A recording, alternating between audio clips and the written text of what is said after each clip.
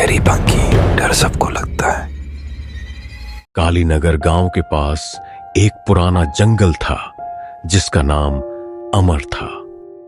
गांव के लोग मानते थे कि यह जंगल शापित है और इसे जंगल की आत्मा चलाती है।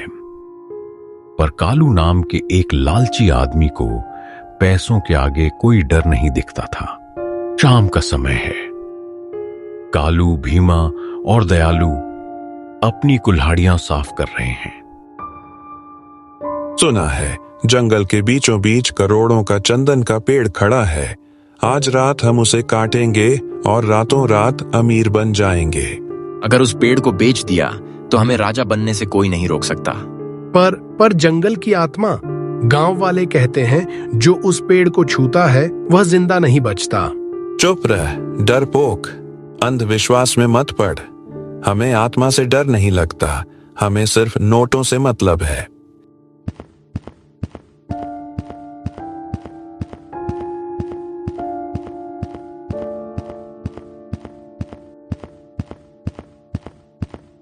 तीनों लकड़हारे जंगल की तरफ जाने लगते हैं। रास्ते में बुढ़िया उन्हें रोकती है। इतनी रात को तुम तीनों कहाँ जा रहे हो? जंगल जा रहे हैं। सुना है जंगल में लाल चंदन का पेड़ है। उस पेड़ को मत काटना। वो उस लाल साड़ी वाली डायन का घर है। वो उसके नीचे रहती है। अगर तुमने उसको काटा तो वो तुम्हें जिंदा नहीं छोड़ेगी। चल हट पागल औरत, हमें काम है। हम नहीं डरते किसी डायन से। जाओ, वो डायन तुम्हें जिंदा नहीं छोड़ेगी। अगर तुमने उसे काटा तो तुम तीनों मारे जाओगे। बुढ़िया की चेतावनी को तीनों ने हवा में उड़ा दिया और अपनी बड़ी कुल्हाड़ियां लेकर जंगल के अंधेरे में घुस गए। रात 11 बजे तीनों जंगल के अंदरूनी हिस्से में हैं। उन्हें डर लगने लगा है। कालू, यहाँ बहुत ठंड है और गहरी खामोशी है। कुछ ठीक नहीं लग रहा। इस ठंड को पैसों की गर्मी गर्म कर देगी। उनके सामने प्राचीन चंदन का पेड़ खड़ा है। वह चांद की रोशनी में चमक रहा है। पेड़ के नीचे लाल पत्थर की एक छोटी निशानी है। मिल गया। लाल चंदन का पेड़ यह कितना बड़ा है। हाँ, अब सुनो, पहले इस छोटे पत्थर को हटाओ। ये देवी की निशानी है। इसे हटाए बिना कुल्हाड़ी नहीं चलाएंगे।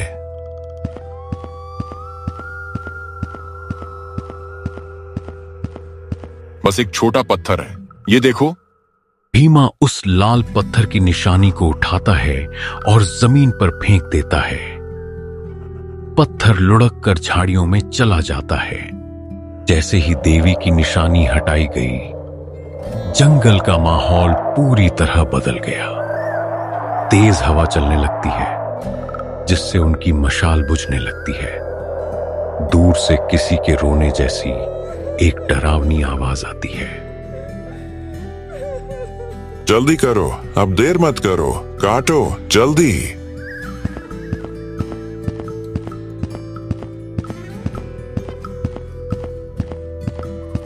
कालू अपनी कुल्हाड़ी उठाता है और चंदन के पेड़ पर जोरदार वार करता है। पेड़ से लकड़ी की जगह गाढ़ा काला लाल रंग का द्रव बहना शुरू हो गया। उसकी गंध चंदन की नहीं बल्कि ताजे खून और सड़ी हुई लाश की थी। खून। यह पेड़ में से इंसान के जैसा लाल खून कैसे निकल रहा है? और बदबू भी आ रही है। अरे बदबू आ रही है तो आने दो, ये करोड़ों का खजाना है। जल्दी काटो, बदबू आ रही है तब भी काटो। लालच ने उनकी अक्ल को मार दिया। भीमा और दयालु ने भी डरते डरते कुल्हाड़ियां चलाईं और 5 मिनट में चंदन का पेड़ जमीन पर गिर गया।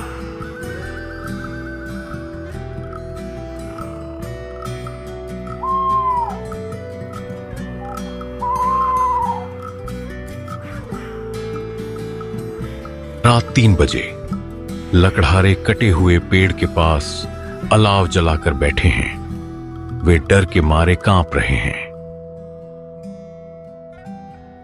कालू, अब मुझे बुढ़िया की बात सच लग रही है। हमें रुकना नहीं चाहिए था। हमें यहां से चलना चाहिए। चुप कर, सुबह तक यहीं बैठेंगे, हिम्मत रख। अलाव की रोशनी अचानक कम हो जाती है। दूर पेड़ों के बीच उन्हें एक लाल साड़ी का साया दिखाई देता है। वह साया चल नहीं रहा था, बल्कि हवा में तैर रहा था। वो देख कालू चुड़ैल वह आ गई। वह लाल साड़ी वाली है। लाल चुड़ैल उनके पास आई। उसकी आंखें जलते हुए अंगारों की तरह चमक रही थीं। उससे निकलने वाली गर्मी से अलाव की आग भी पीली पड़ गई। तुमने मेरे बच्चे जैसे पेड़ को काटा, अब तुम बचोगे नहीं। दूर रह, वरना यही कुल्हाड़ी से जान से मार दूंगा। तू मुझे कुल्हाड़ी से मरेगा? तेरी कुल्हाड़ी, वह तो जंग खा चुकी है। दयालु सबसे डरपोक था। वह भागने के लिए उठता है, लेकिन चुड़ैल एक पल में उसके सामने आ जाती है। नहीं, मुझे माफ कर दो। भीमा, कालू, बचाओ। वो क्या तुझे बचाएंगे? वो खुद भी तेरे बाद मारे जाएंगे। चुड़ैल अपने आग जैसे नुकीले नाखून दयालु की पीठ में रीढ़ की हड्डी के पास जोर से घुसा देती है। दयालु के मुंह से सिर्फ एक चीख निकली। खून की धार जमीन पर फैल गई। चुड़ैल ने नाखून बाहर निकाले और दयालु वहीं गिरकर दम तोड़ देता है। कालू, भाग, यहां से भागो। वह चुड़ैल मार देगी। भीमा और कालू जंगल में पागलों की तरह भागते हैं। वे लाश और चंदन को छोड़कर भागते हैं। दयालु मर गया, वो हमें भी मार देगी, हमें जिंदा नहीं छोड़ेगी। चुप कर, मुझे गांव तक पहुंचना है। मैं अपने घर में छिपूंगा। कालू जंगल में और अंदर भाग गया, जबकि भीमा गांव की तरफ भागा।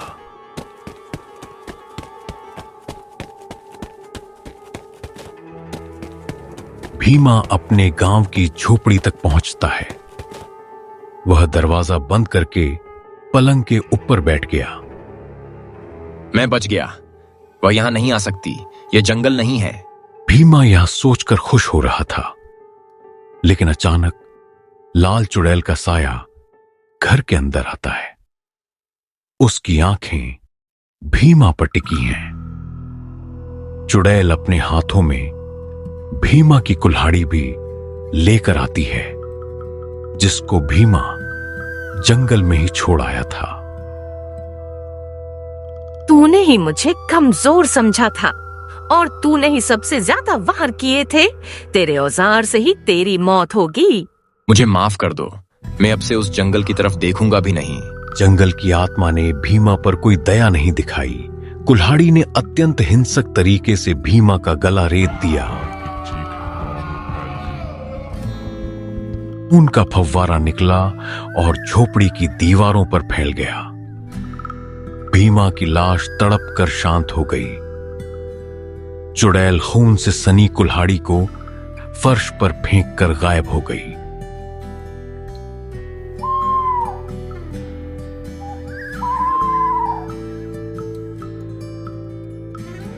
सुबह होने से ठीक पहले कालू अब अकेला है। वह भागते भागते वापस चंदन के कटे हुए पेड़ के पास आ गया है। वह घबराया हुआ है।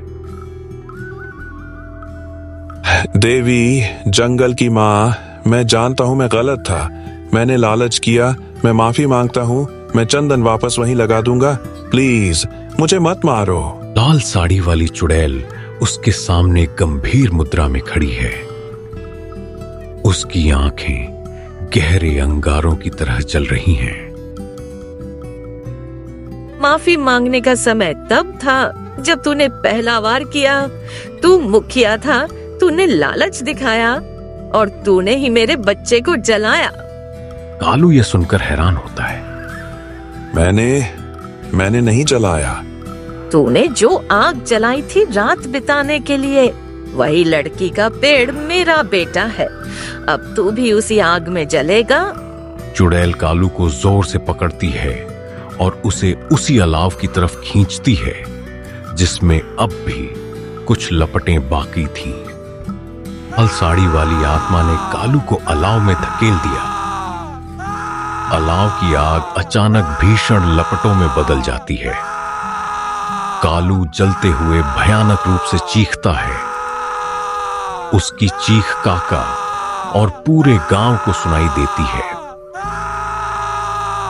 लाल चुड़ैल ने कालू को पूरी तरह जल जाने दिया। जब आग शांत हुई और वो संतोष के साथ गायब हो गई।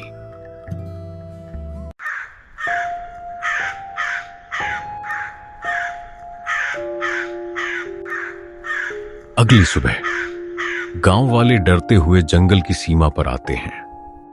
वे दयालु की खूनी लाश और कालू की जली हुई राख अलाव के पास देखते हैं। देवी का न्याय पूरा हुआ। तीनों लालची मारे गए। अब कोई जंगल को नहीं छुएगा। कालू के पास चंदन के पेड़ का एक भी टुकड़ा नहीं मिला, सिवाय राख और खून के। जंगल की आत्मा ने लालच को पूरी तरह खत्म कर दिया था। आज भी अमर जंगल शांत है, लेकिन तेज हवा चलने पर लाल साड़ी वाली चुड़ैल की दहशत गांव वालों को महसूस होती है। लालच की आग हमेशा बदले की आग से ही बुझती है।